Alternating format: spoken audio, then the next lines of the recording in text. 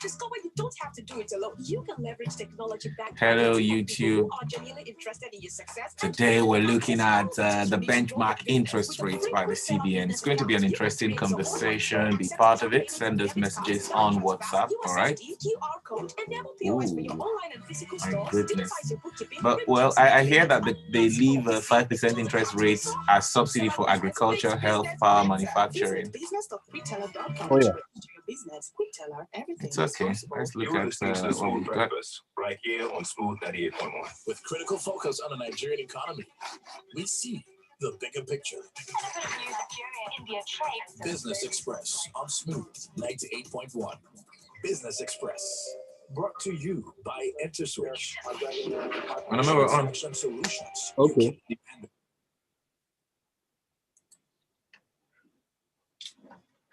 And it's time to discuss business on Smooth Breakfast right here on Smooth 98.1. My name is Victor Pepple. Well, today on the show, we're going to be looking at Nigeria's benchmark interest rate hike. Just yesterday on the show, we had Onome, and by the way, Onome joins us again this morning. Good morning to you, Onome.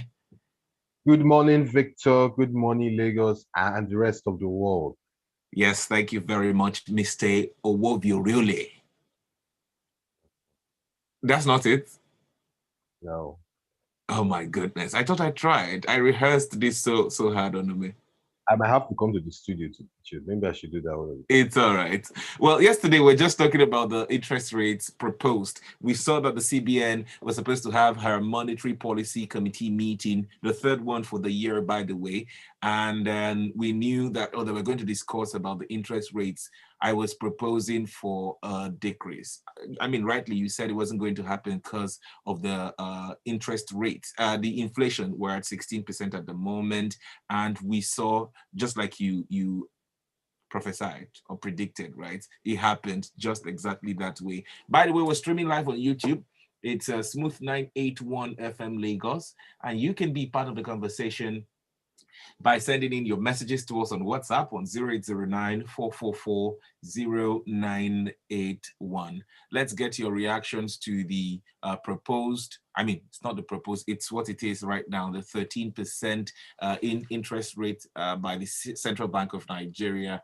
Onome, what's your reaction to the monetary policy decision taken by the MPC yesterday? I know we started talking about it. In fact, I was advocating for single digits, maybe 9% or 9.5 or something, and gradually we'll see it will come down maybe. So people doing business in Nigeria wouldn't be affected much, but we saw an increase, benchmark 13%. It might even be much more than that, depending on the commercial bank you want to take a loan from. So for me, I think I was mildly surprised. I was expecting this hike to happen in the second half of the year, but in some ways it's overdue. It was overdue. I just didn't expect this magnitude, because the 1.5% rise after nearly 5-6 years of being at this rate, it just tells me that in the next couple of months we probably might see fairly high increases as well, but also expected, because those numbers are still way below the inflation rates. So theory, banks are probably lending, or the benchmark rate is lower than inflation. So that doesn't make. But I'm concerned about startups. I'm concerned about businesses in Nigeria, because if we have to grow our economy, we must look at SMEs. We must look at businesses. Will loans get expensive? What does this mean? The increments from 11.5% to 13% benchmark for interest rates in Nigeria. Okay, so for the startups, really, you can't run your business on loans. It doesn't work. So you're going to have to rely on longer term, more patient capital. Now, for the businesses, SMEs, and the larger corporates, it really depends on the scale. So for the big clients, it's a bit harder for banks to want to reprice their loans. Now, for the SMEs, yes, they probably will be getting notices of, we're going to raise up your interest rates a bit and all that because of this. But to be candid, in this environment, except you have a business that has a fast turnover cycle, I wouldn't advise taking a bank loan to either start a business or taking a bank loan to inject funds into your business, except you have the fast turnover, because um, you're probably going to get that loan anywhere from 18, 19, up even 20, 22% per annum. Mm, mm. That's really, except because if you're taking a loan at that rate, then your margins have to be better than that. How many businesses, can offer you margins better than that? There are not many. The commercial banks, most of them already were giving out 13% and even more before this decision by the MPC yesterday. Are we going to see some banks give loans up as much as 18%, 20, or much more than 20%? Also, I know there are some apps that Nigerians run to when they need quick cash. So they can just go there, take loans of 50K, 100K, for instance. And I know for a fact that some of these apps or some of these lenders, every month it's about 2%. I'm not sure, but they were already charging as much as 16 to 18% as interest rate. Are we also going to see an increase, especially with this decision yesterday? Oh yes, there's definitely going to be an increase. But here's the thing: for a borrower, right? It makes it more expensive. Your borrowing becomes more expensive. But if I'm a lender, it's actually good for me because I can actually earn a bit more on the funds I've lent out. So I think for the average person, if it's I mean net it's good news really. Yeah, people are paying more, but we actually needed this increase. So the banks will probably earn a bit more. Investors will probably earn a bit more because you should see that uptick in funds you get on treasury bills and bonds and the like. So I guess it's good news net. Some say that the policy rate is largely symbolic. Do you agree? It is. It is. I do agree. So for most people, really, what we look at is what's the rate on either a 1-year T-bill or what's the rate on a 10-year bond, and we just tend to look at what's happening in those markets really, because it simply has been held static, for too long, really. So when you have a variable that should be adjusted and you hold it static for years, then it loses its effectiveness, and to a large extent, that's what has happened. Really. But if inflation keeps rising, does this become a game of cat and mouse between, the MPC and CPI? That's a consumer price index. Okay. So here's the thing. Now, inflation in Nigeria, right, is what's called cost push, meaning that most of the inflation you see in Nigeria, most of the rise you see in inflation is because of the higher operating costs, right? So with the bigger countries like the US and co, inflation is largely due to cost or increase in everyday items. But on the second hand, what that rate does, and what we use interest rates to do, particularly for Nigeria, is we use that rate to attract or retain funds, FX that comes in from the foreign investors who buy treasury bills and bonds. So, I mean, the governor said yesterday that, look, it's a catch-22 situation. Yes, you need to raise rates. Yes, you need to attract or keep FX within the country. But at the same time, you also don't want to hurt businesses. So there will be ways the bank or the CBN would work around this. And I think that's what they're going to do. They've already said, look, we're going to maintain for the intervention loans that we have, we're going to maintain single digits. I guess they probably would also increase a bit of lending towards that side. So all in all, I guess it's a fair balance to me. All right, let's look at some messages. You too can send in messages to our WhatsApp portal, 009-444-0981. We're discussing the CBN's monetary policy decision yesterday. From 11.5% interest rate, we now have it at 13%. Well, Frank comes in here, says, I think the CBN is playing to the gallery. They may have hiked rates just because central banks in advanced economies are doing the same. What difference will the hike make when T-bills and OMOs are still at ridiculous rates? And what's the rationale for that one huge jump of 150 BPS if the governor all of a sudden is the governor waking from sleep all of a sudden, second base, I beg. What's your reaction, Onome? I guess that's the fallout you might say for maybe he's dabbling into partisan politics. So everyone is going to look at that view as such. But the reality of things is we actually did need that rise. Rates were going to rise. Everyone was in unanimity on that. That look, you can't have 16 plus inflation and your interest rates are what 11.5%. For the T-bill and bond rates, I think those would rise with time, eventually, because you can't have 60% But inflation. the CBN said it was left at 11.5 because we're just coming out of a recession due to the COVID-19 pandemic. The last time it was taught was September 2020.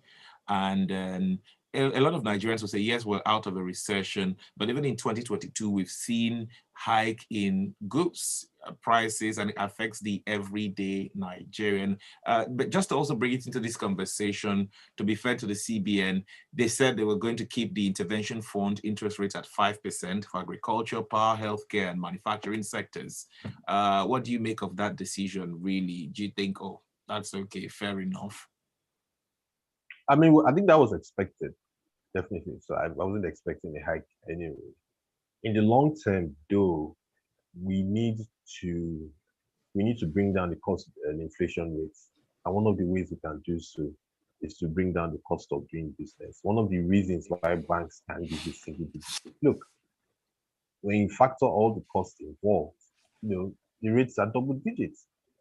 So ultimately, there's a limit to the amount of heavy lifting the CBN can do with intervention loans that it gives out. Even if you put those loans at what, maybe 1-2 trillion naira. I mean, that's just a minute proportion of the entire loans given in the economy at the end of I the keep day. pushing my luck, Onome, talking about single digit interest rates, but can Nigeria ever make this work? Can this ever happen? It's doable. I mean, it's doable. We've been there before. We've been close to that. If I remember clearly, during the time of Lamido Sanusi, we had really low interest rates and all, but it's not an overnight journey. It's something that is going to take time to do because. But for that to happen, will we also see our exchange rate drop a bit? Nigerians are very touchy about the exchange rates, really. But ultimately, your exchange rate is a function of how productive and competitive you are as a nation. You're not a very productive nation, and the thing is, the number itself, the figure really doesn't matter. So you could have the exchange rate at 700 naira to $1, 1,000 naira to $1. There's really no bigger deal about that. But is the country productive? Are we still going to be reliant on crude oil and just a bunch of other things to do that? So if that doesn't change, your exchange rate is still going to be subject to the vagaries of what's the ups and downs in the crude oil market. And I guess in the next at least 1 to 2 years, I'm not seeing much of a change happening. Really.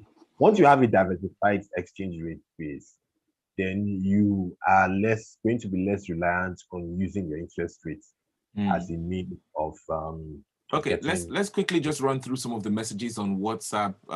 EA is asking who is financing the single digit loan. That's what Emeka is asking this morning. I think he's talking about that of the CBN's intervention for agriculture and the likes. Let's just quickly run through some of the messages. Kazim says, I think the CBN is raising the MPR rate simply because it wants to control demand for Forex. The Naira is steadily losing value against the dollar, which is fueled by the ongoing political activities.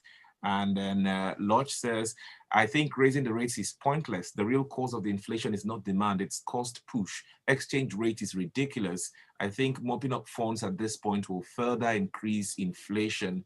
Emeka comes in again, he says, Victor, exchange rate will not drop because of multiple exchange rate regime by the CBN. You want to quickly react?